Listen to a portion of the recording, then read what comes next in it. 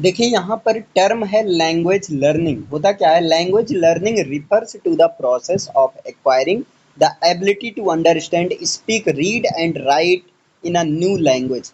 Language learning जो है एक तरह से उस एबिलिटी को एक्वायर करने का प्रोसेस होता है जिसमें एक व्यक्ति एक नई लैंग्वेज को लिखना, पढ़ना, बोलना, समझना सीखता है। It involves developing proficiency in a language.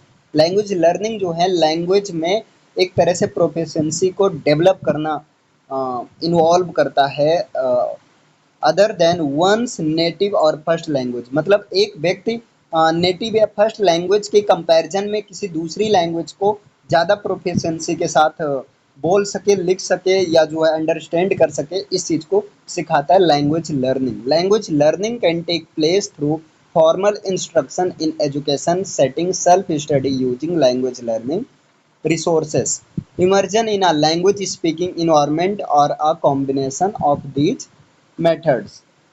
The goal of language learning is to achieve the effective communication and comprehension in the target language. देखिए लैंग्वेज लर्निंग का जो गोल होता है वो ये होता है कि टारगेट लैंग्वेज, यानी कि जो लैंग्वेज आप सीख रहे हैं, जैसे इंग्लिश आप सीख रहे हैं तो इंग्लिश को इफेक्टिव इफेक्टिव रूप से कम्युनिकेट करिए और कंप्रीहेंड करिए, उसको कंप्रीहेंशन एबिलिटी इन्हांस कराता है। Enabling individuals to interact with speakers of that language in various social professions and cultural context.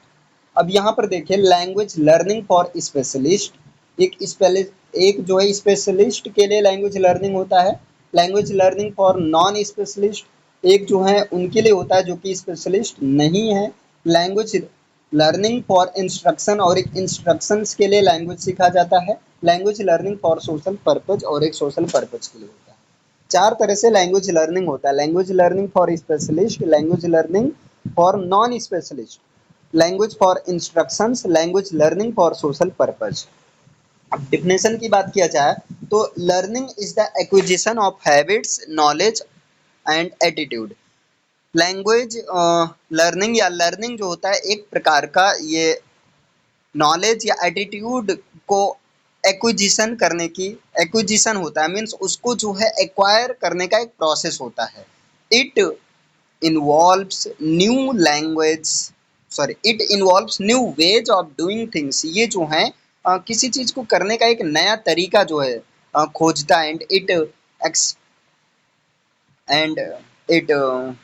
Express on an individual's attempts to overcome obstacles, and it operates, sorry spelling देखिए थोड़ा सा confusion हो जाता है, and it operates, और ये जो है एक ऑब्स्टेकल्स को ओवरकम करने के लिए एक इंडिविजुअल्स जो है सीखते हैं जिस लैंग्वेज को, उस चीज में ये ऑपरेट करता है। टाइप्स ऑफ लर्निंग की बात किया जाए तो stimulus response learning, the thing which we get learn the things which we get learned from the stimuli present which comes in our environment। देखिए सॉरी इसके लिए थोड़ा सा गला खराब है। यहाँ पर देखिए क्या है, स्टिमुलस रिस्पॉन्स लर्निंग, ये क्या होता है, the thing which we get, ऐसी चीज जिसे हम पाते हैं, learn from the stimuli present which comes in our environment.